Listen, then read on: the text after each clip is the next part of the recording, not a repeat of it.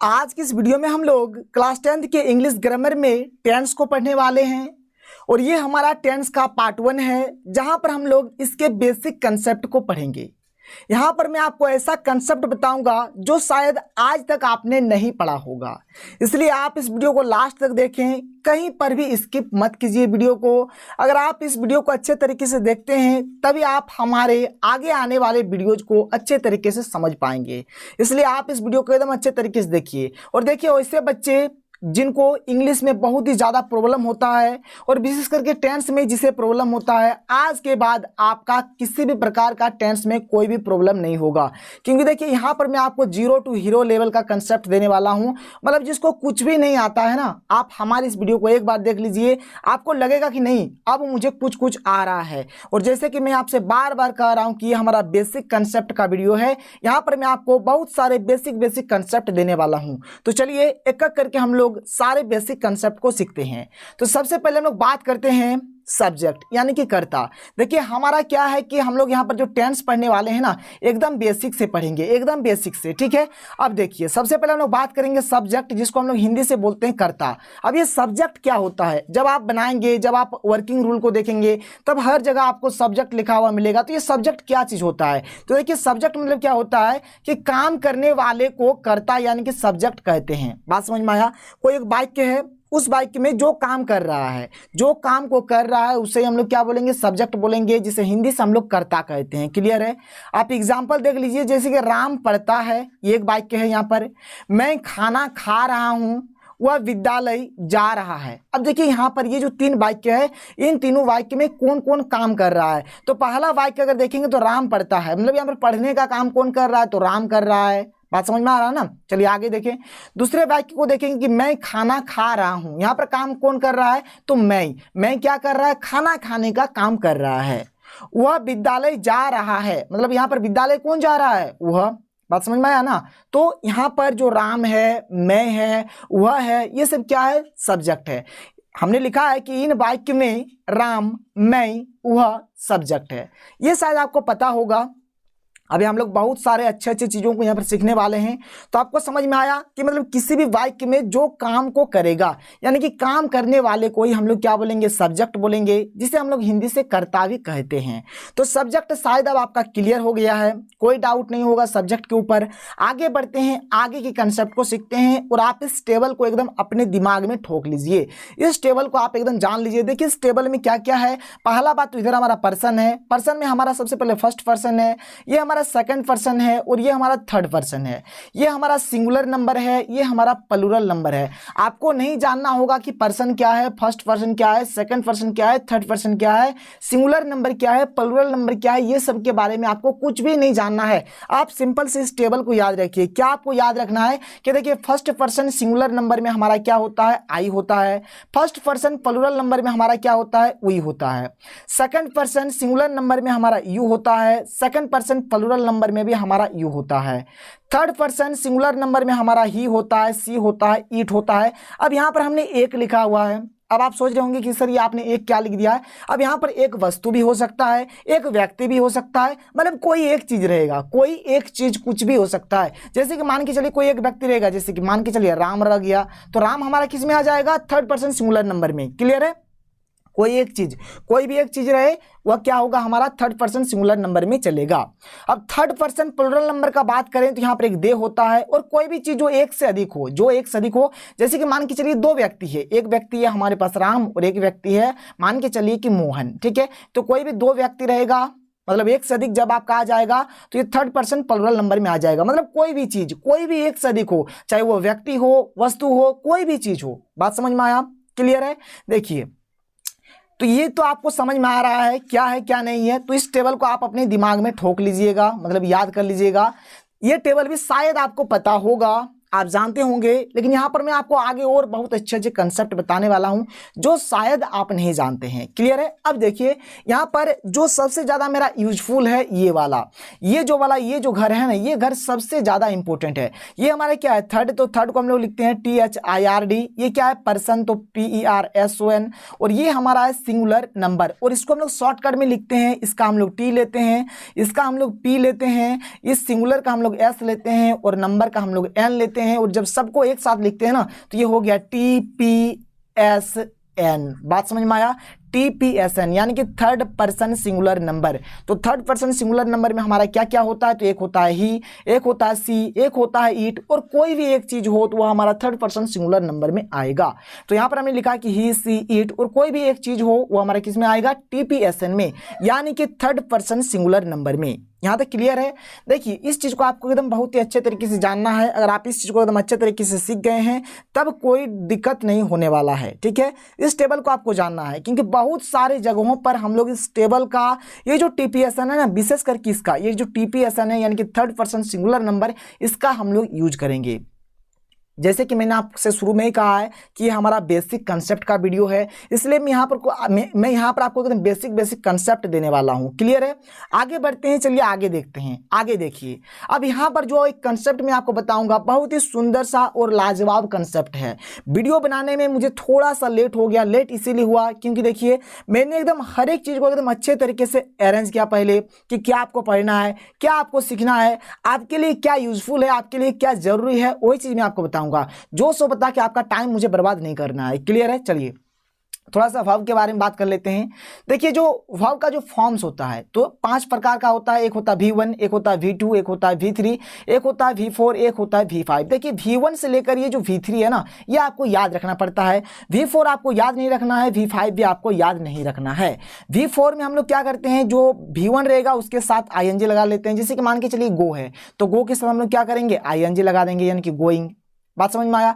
जैसे कि मान के चलिए ईट है V1 में तो V4 अगर उसका बनाना है तो क्या कर देंगे, ईट लिखेंगे और ING लगा देंगे। तो V4 तो समझ में आ रहा है आपको, क्या करेंगे, जो वर्ब का जो पहला रूप रहेगा यानी कि V1 रहेगा उसके साथ ING लगा देंगे। और जो V5 होता है ना, V5 में क्या करते हैं कि जो वर्ब का पहला रूप होता है V1 उसके साथ लोग S लगाते हैं या फिर ES लगाते हैं। क्या लगाते हैं, या तो S लगाएंगे या फिर ES लगाएंगे। अब बहुत सारे बच्चे का यहाँ से दिमाग खड़क जाता है। क्या खड़कता है कि सर कहाँ पर हम लोग S लगाएंगे और कहाँ पर ES लगाएंगे। ये शायद आपको अभी तक अच्छे से पता नहीं होगा कि कहां पर हमें S लगाना है और कहां पर हमें ES लगाना है। ठीक है, तो ये एक आपको यहां पर एक नया चीज सीखने को मिलेगा। ठीक है, आप तो जानते हैं कि V5 जो रहेगा हम लोग V1 के साथ S लगा देंगे या फिर ES लगा देंगे, लेकिन आज की इस वीडियो में आपको अभी बताने वाला हूं कि आपको कहां पर S लगाना है, कहां पर ES लगाना है। क्लियर है? तो चलिए अभी बात करेंगे। तो V5 में हम लोग क्या करते हैं, V1 के साथ S लगाते हैं या फिर ES लगाते हैं। अब V1 बोलिए या फिर सिर्फ और सिर्फ आप V बोलिए, कोई दिक्कत नहीं है। इसी प्रकार से यहाँ पर V1 बोलिए या फिर सिर्फ और सिर्फ V बोलिए, इससे कोई मतलब नहीं है। देखिए एक्चुअल में हम लोग कहीं पर S लगाते हैं तो कहीं पर ES लगाते हैं, कहीं पर IES भी लगाते हैं। का यूज कहाँ करें, कैसे करें, अभी मैं आपको बताने वाला हूं। तो चलिए आते हैं, एक एक करके देखेंगे। सबसे पहले बात करेंगे कि आपको ES कहां लगाना है, फिर बात करेंगे कि आपको कहां पर IES लगाना है, फिर आपको हम लोग यहां पर डिस्कस करेंगे कहां पर आपको S लगाना है। क्लियर है? चलिए एक एक करके देखते हैं।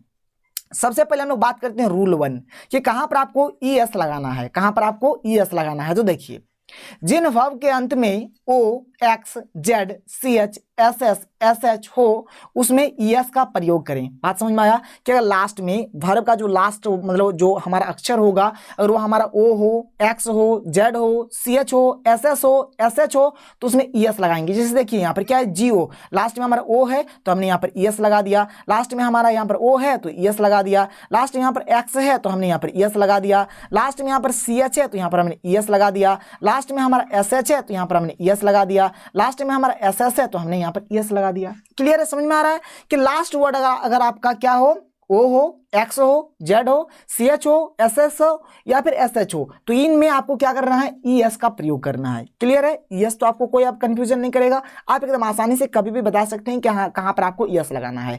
अब चलिए आगे हम लोग बात करते हैं YES, क्या आपको YES कहाँ लगाना है। तो देखिए बोला जा रहा है कि वर्ब के साथ YES नहीं IES, ठीक है, IES, ठीक है। तो वर्ब के साथ IES का प्रयोग कब करें, कब करना है? देखिए यदि लास्ट अक्षर Y हो एवं Y के पहले कॉन्सोनेंट हो तो Y को हटाकर IES लगाएं। ठीक है, IES लगाएं। क्लियर है? अब देखिए हमारा 26 टो ABCD होता है और 26 टो में से 5 टो हमारा क्या है, वोवेल है, A E I O U।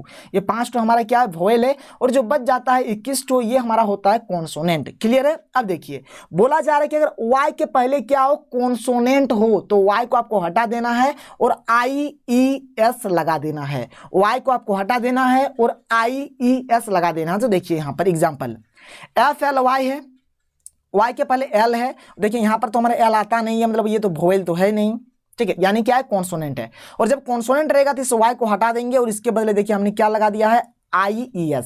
उसी प्रकार से देखिए यहाँ पर Y है, Y के पहले कॉन्सोनेंट है, तो यहाँ पर हमने क्या लगा दिया है, IES।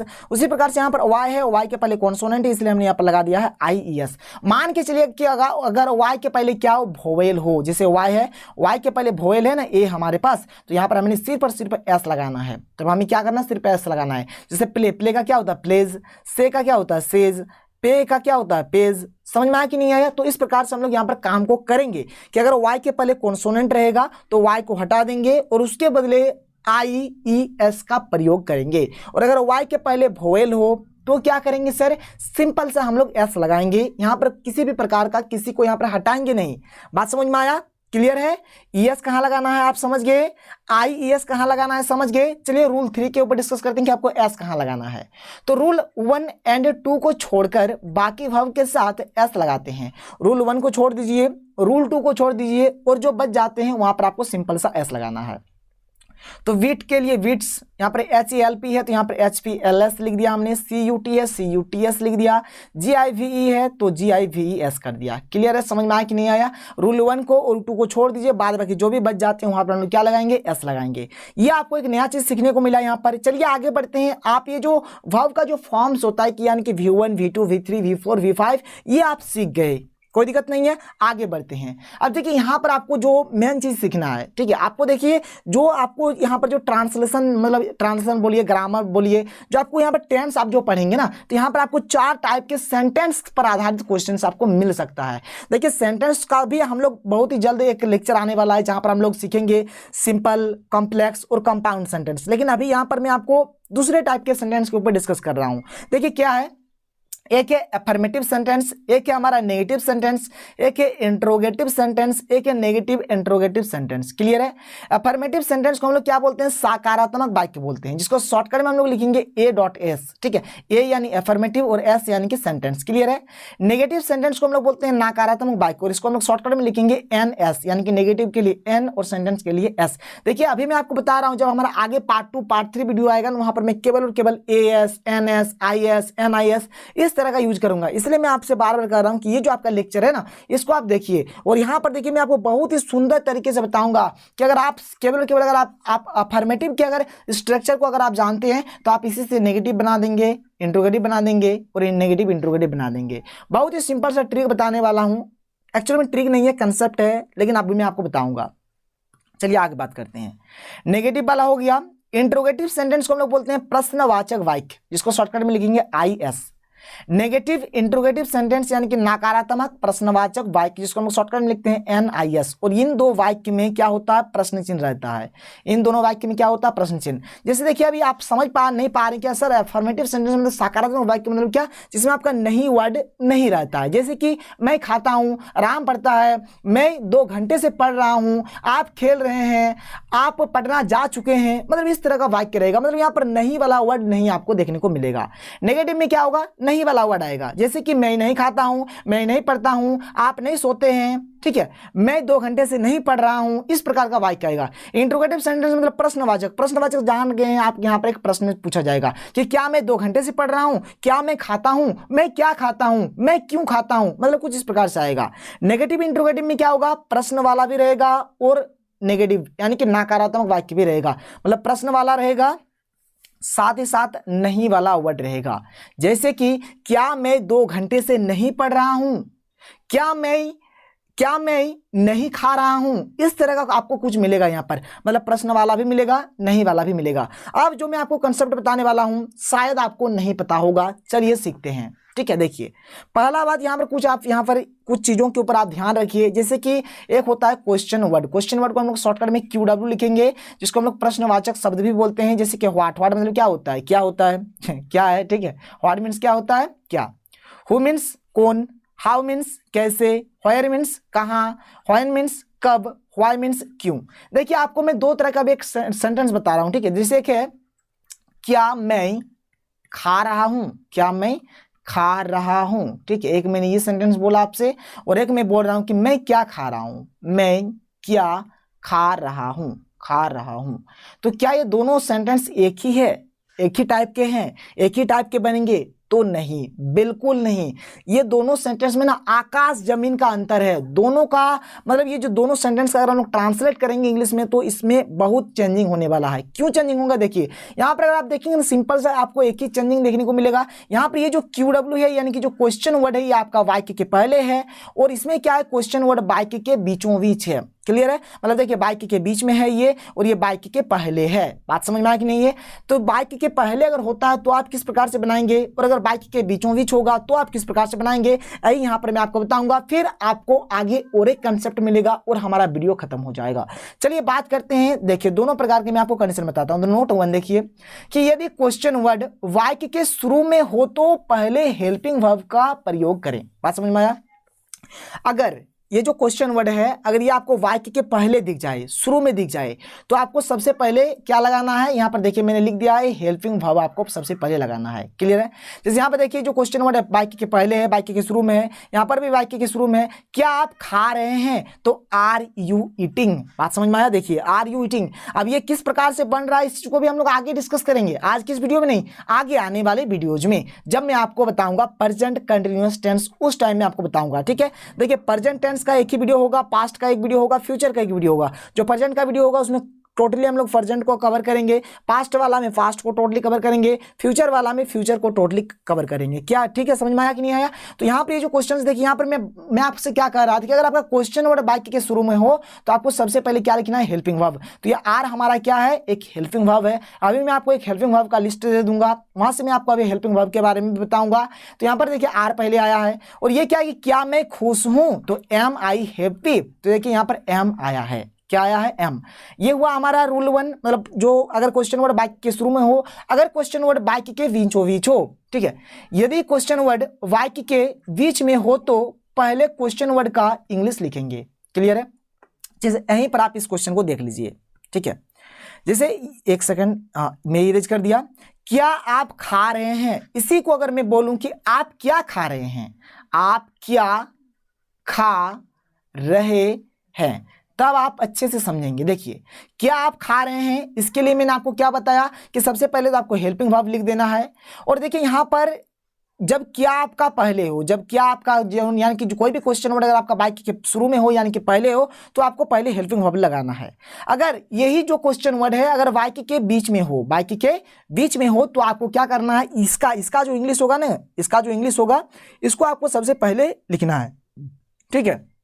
तो क्या का इंग्लिश क्या होता है? तो क्या का इंग्लिश होता है व्हाट। ठीक है?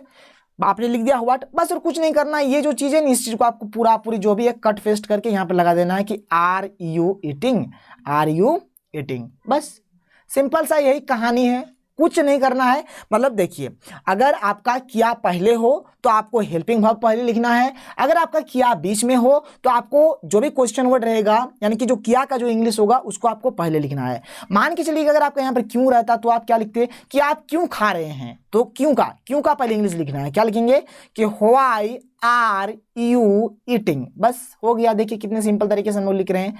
मतलब जो भी आपका जो भी क्वेश्चन वर्ड रहेगा उसका इंग्लिश आप पहले लिख लीजिए। तो यहाँ पर हमने वही चीज लिखा है कि यदि क्वेश्चन वर्ड वाक्य के बीच में हो तो पहले क्वेश्चन वर्ड का इंग्लिश लिखेंगे। यानी कि तुम्हारा नाम क्या है, जैसे कि हम सभी जानते हैं कि व्हाट इज योर नेम, ऐसे ही तो बोलते हैं। आप कैसे हैं? How are you. बात समझ में आया कि नहीं आया? तो बिल्कुल यही कंसेप्ट आपको जानना है। अब मैं आपको जो कंसेप्ट देने वाला हूं सबसे धाकड़ कंसेप्ट, इसी को बोलते हैं सबसे धाकड़ कंसेप्ट, जो मैं आपको अभी देने वाला हूं। देखिए धाकड़ कंसेप्ट यहां पर आप समझिए एकदम अच्छे तरीके से। यहां पर मैं आपको एक हेल्पिंग वर्ब का लिस्ट दे रहा हूं, जैसे कि am, is, are, was, were, have, has, had, do, does, did, shall, will, ये सब हमारा क्या है? हेल्पिंग वर्ब है। ऐसे तो और बहुत सारे हेल्पिंग वर्ब होंगे, इसलिए मैंने यहाँ पर ईटीसी का यूज किया है। तो यहाँ पर आप केवल और केवल इन पर फोकस कीजिए। मैं आपको अभी बहुत अच्छे तरीके से समझाऊंगा। देखिए, आपने तो अफर्मेटिव सेंटेंस बना लिया, अब इससे आपको मान के चलिए नेगेटिव सेंटेंस बनाना है।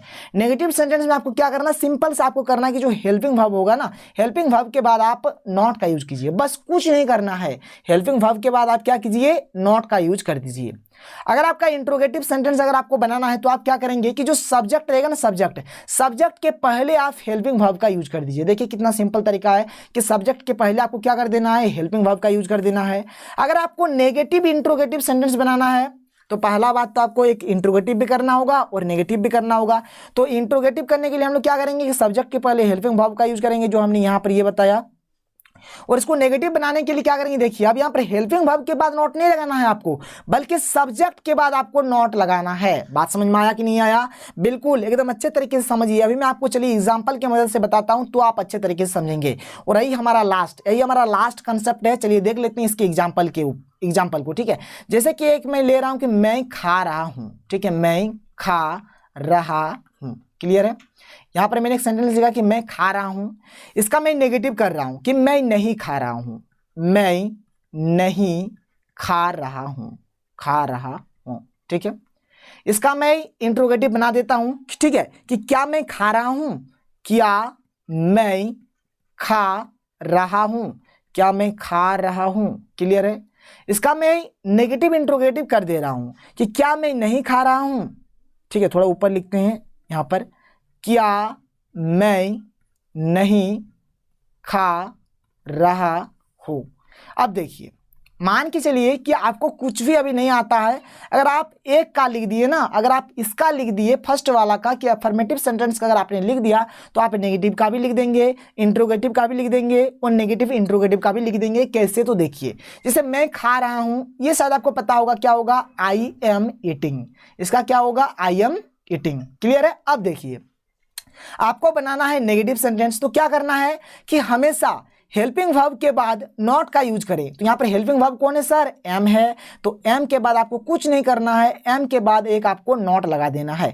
एम हमारा एक हेल्पिंग वर्ब है, जैसे कि देखिए यहां पर शुरू में ही एम ही लिखा हुआ है, तो एम के बाद हमने नॉट लगा दिया। जैसा है वैसे यहां पर किसी भी प्रकार के ना तो हम लोग वर्ब में चेंज करेंगे ना कहीं पर कुछ चेंज करेंगे। तो ये हमारा बन गया कि आई एम नॉट ईटिंग, यानी कि मैं नहीं खा रहा हूं, क्लियर है? चलिए, अब आपको मान के चलिए आपको बनाना है इंट्रोगेटिव सेंटेंस, तो आप क्या करेंगे, सब्जेक्ट के पहले हेल्पिंग वर्ब का यूज करें। ठीक है, यहां पर सब्जेक्ट कौन है, तो मैं है, मतलब काम कौन कर रहा है, खाने का मैं कर रहा है, तो यहां पर मैं हमारा सब्जेक्ट है। तो मैं के पहले यानी कि आई के पहले आप यहां पर लगा दीजिए हेल्पिंग वर्ब को। तो देखिए यहां पर ये हमारा आई है और आई के पहले हम लोग एम को लगा देंगे। तो मतलब ये क्या होगा, पढ़ेंगे तो एम को हमने आई के पहले लगा दिया, अब यहां पर आई रहेगा तो एम आई ईटिंग। देखिए कितने सिंपल तरीके से हम लोग बना रहे हैं, यहां पर एम आई ईटिंग, बस कुछ नहीं करना है, क्लियर है? अब देखिए, अगर आपको नेगेटिव इंट्रोगेटिव बनाना है तो पहला बात तो आपको ये करना होगा कि एम आई ईटिंग, तो ये आपको लिखना ही पड़ेगा, एम आई ईटिंग, ये आपको लिख देना है। अब देखिए, अब आपको नेगेटिव बनाने के लिए क्या करना होगा, जैसे कि मैंने आपको बताया कि सब्जेक्ट के बाद आपको नॉट लगाना है। तो यहाँ पर आई सब्जेक्ट है और आई के बाद यहाँ पर हम लोग नॉट लगा देंगे कुछ इस प्रकार से। देखिए, एम आई नॉट ईटिंग, देखिए कितने सिंपल तरीके से हम लोग हर एक चीज को बना रहे हैं। अगर आपने एक चीज ये वाला अगर बना लिया ना तो आप सब कुछ कर सकते हैं। एक बार आपको एम के बाद नॉट लगा दिया आपने, नेगेटिव बन गया। एम को आपने पहले लगा दिया तो आपका इंट्रोगेटिव बन गया। एम को आपने पहले लगा दिया और सब्जेक्ट के बाद अगर आपने नॉट लगा दिया तो आपका नेगेटिव इंट्रोगेटिव बन गया। देख लीजिए आप एकदम अच्छी तरीके से देखिए। और शायद ये कंसेप्ट आपको नहीं पहले पता था, ये कंसेप्ट शायद आपको नहीं पता था। खैर कोई दिक्कत नहीं है, आपने अभी तो जाना, ठीक है। चलिए अभी हम लोग यहाँ पर और एक एग्जांपल लेते हैं और अच्छे से समझते हैं, ताकि 2 एग्जांपल हो जाएगा तो हम लोग इसको एकदम बेहतर तरीके से समझ पाएंगे। तो यहाँ पर मैं आपके लिए और एक एग्जांपल लेकर आ रहा हूँ। जैसे कि यहाँ पर मैं एक सेंटेंस लिख रहा हूँ कि मैंने खाया है, मैंने खाया है। ये हमारा अफर्मेटिव सेंटेंस हो गया। यहाँ पर मैं लिख रहा हूँ कि मैंने नहीं खाया है, मैंने नहीं खाया है, ठीक है। अब मैं इसका इंट्रोगेटिव बना रहा हूं कि क्या मैंने खाया है, क्या थोड़ा ऊपर लिख रहे हैं, जगह कम है। क्या मैंने खाया है। अब मैं इसका नेगेटिव इंट्रोगेटिव कर रहा हूं कि क्या मैंने नहीं खाया है, क्या मैंने नहीं खाया है। क्लियर है? चलिए अब यहां पर हम लोग इसका ट्रांसलेट कर रहे हैं बहुत ही सिंपल तरीके से। आपको कुछ भी नहीं करना है। अगर आपको एक सिर्फ और सिर्फ अगर ये वाला अगर आप जान गए नहीं इसका नियम, तो आप सबके नियम को कर सकते हैं। देखिए, मैंने खाया है, इसका क्या होगा सर, आई हैव इटन। अब कैसे होगा इसको हम लोग आगे सीखेंगे, आई हैव इटन। अब आप इतना जान लीजिए कि इसका ये होगा कि आई हैव इटन, ठीक है। अब देखिए यहाँ पर आपको नेगेटिव बनाना है, तो नेगेटिव बनाने के लिए हम लोग क्या करते हैं कि जो हेल्पिंग वर्ब है ना, इसके बाद हम लोग नॉट का यूज करते हैं। तो देखिए यहाँ पर हेल्पिंग वर्ब, देखिए आप देख सकते हैं हैव हमारा एक हेल्पिंग वर्ब है और यहाँ पर हैव का यूज हुआ है। तो हैव के बाद हम लोग अगर नॉट लगा देते हैं तो हमारा ये क्या हो जाएगा, नेगेटिव सेंटेंस में हो जाएगा। तो लिखेंगे आई हैव नॉट एक लगाएंगे और यहाँ पर सिंपल सा हम लोग क्या लिखेंगे, इटन लिख देंगे, बस बन गया। आपको यहाँ पर इंट्रोगेटिव बनाना है, तो इंट्रोगेटिव में क्या मैंने आपको बताया कि सब्जेक्ट के पहले आपको हेल्पिंग वर्ब लगाना है। तो सब्जेक्ट कौन है यहाँ पर, मैंने, यानी कि आई सब्जेक्ट है। तो इस आई के पहले हम लोग इस हैव को ले चल जाएंगे। तो यहाँ पर क्या लिखेंगे, पहले हम लोग हैव को लिखेंगे, फिर हम लोग आई को लिखेंगे, फिर हम लोग लिखेंगे ईटेन। तो हैव आई ईटेन, क्लियर है। अब देखिए यहाँ पर आपको नेगेटिव इंट्रोगेटिव में बदलना है, तो कुछ नहीं करना है। देखिए जो आपने, देखिए यहाँ पर आप एक नियम और लिख सकते हैं कि जो आपने इंट्रोगेटिव सेंटेंस बनाया उसमें आपको क्या करना है कि जो सब्जेक्ट होगा ना, सब्जेक्ट के बाद आप नॉट का यूज कर दीजिए, बस सिंपल सा। तो यहाँ पर ये जो मैंने बनाया है इसको तो हम लोग लिख ही देते हैं कि हैव का हैव, आई का आई, और यहाँ पर आई हमारा सब्जेक्ट, और सब्जेक्ट के बाद यहाँ पर सिंपल सा आप एक नॉट लगा दीजिए और ये जो आपने इटेन लिखा है इटेन को लिख दीजिए, क्लियर है। तो बस ये हमारा यहाँ पर बन गया। शायद आपको एकदम अच्छे तरीके से समझ में आ गया कि आपको कैसे काम क्या करना है। अगर आप एक का यहाँ पर एक का अगर आप स्ट्रक्चर जान जाते हैं तब आप सबका स्ट्रक्चर आपके दिमाग में बैठ जाएगा कि आप क्या करेंगे क्या नहीं, एकदम A to Z सब कुछ आपको समझ में आएगा, क्लियर है। तो यहां तक कोई दिक्कत नहीं, आप समझ पा रहे हैं। तो चलिए आगे बढ़ते हैं और आगे देखिए क्या है। अब देखिए अब हमारा जो अगला लेक्चर होने वाला है, अगले लेक्चर में हम लोग टेंस को पढ़ेंगे एकदम अच्छे तरीके से। टेंस कितने प्रकार के होते हैं, तो टेंस 3 प्रकार के होते हैं। एक होता है प्रेजेंट टेंस, एक होता है पास्ट टेंस, एक होता है फ्यूचर टेंस, क्लियर है। प्रेजेंट टेंस को हम लोग बोलते हैं वर्तमान काल, पास्ट टेंस को बोलते हैं भूतकाल और फ्यूचर टेंस को बोलते हैं भविष्यत काल। ये सब आपको पता है कि वर्तमान क्या होता है, भूत क्या होता है, भविष्य क्या होता है, क्लियर है। उतना डीप हम लोग नहीं जाएंगे। अब देखिए जो प्रेजेंट टेंस होता है ये 4 प्रकार के होते हैं, पास्ट टेंस भी 4 प्रकार के होते हैं और फ्यूचर टेंस भी 4 प्रकार के होते हैं। अब क्या क्या होते हैं इसको एक झलक यहाँ पर देख लीजिए। जो प्रेजेंट टेंस होते हैं हमारे पास, प्रेजेंट टेंस 4 प्रकार के क्या क्या होते हैं। एक होता है प्रेजेंट इंडेफिनिट टेंस, और प्रेजेंट इंडेफिनिट टेंस को हम लोग सिंपल प्रेजेंट टेंस भी बोलते हैं। प्रेजेंट इम्परफेक्ट टेंस को हम लोग प्रेजेंट कंटिन्यूअस टेंस या फिर प्रेजेंट प्रोग्रेसिव टेंस बोलते हैं। देखिए इसका 3 नाम है, इसका 2 नाम है। एक होता है प्रेजेंट परफेक्ट टेंस और एक होता है present perfect continuous tense, clear है। अगर आपको पास्ट का लिखना है केवल और केवल आप क्या कीजिए, जहां पर आपने प्रेजेंट लिखा है, जहां पर आपने प्रेजेंट लिखा है वहां पर आप पास्ट लिख दीजिए तो आपका पास्ट हो गया। जैसे कि पास्ट इंडेफिनिट टेंस या फिर simple past tense, past imperfect tense या फिर पास्ट कंटिन्यूअस टेंस या फिर पास्ट प्रोग्रेसिव टेंस या फिर पास्ट, मतलब इसका मैं 3 नंबर का बता रहा हूं कि past perfect tense, past perfect continuous tense. अगर आपको फ्यूचर का करना है तो सिंपल सा आप प्रेजेंट की जगह पे आप फ्यूचर लगा दीजिए, आपका फ्यूचर का हो जाएगा। जैसे कि फ्यूचर इंडेफिनिट टेंस या फिर सिंपल फ्यूचर टेंस। 2 नंबर देखिए, फ्यूचर इम्परफेक्ट टेंस या फिर फ्यूचर कंटिन्यूअस टेंस या फिर फ्यूचर प्रोग्रेसिव टेंस। 3 नंबर देखिए, फ्यूचर परफेक्ट टेंस और 4th number future perfect continuous tense. तो आपको कुछ इस प्रकार से करना है। अगर आपको वीडियो पसंद आया है तो वीडियो को लाइक कर दें। अगर आपने अभी तक हमारे चैनल को सब्सक्राइब नहीं किया है तो सब्सक्राइब करके बेल का आइकन को प्रेस कर लें। और देखिए जो हमारा सेकंड लेक्चर होने वाला है बहुत ही धाकड़ लेक्चर होगा, जहां पर मैं आपको बहुत सारे अच्छे अच्छे कंसेप्ट बताऊंगा। तो चलिए मिलते हैं अगले वीडियो में। Thank you.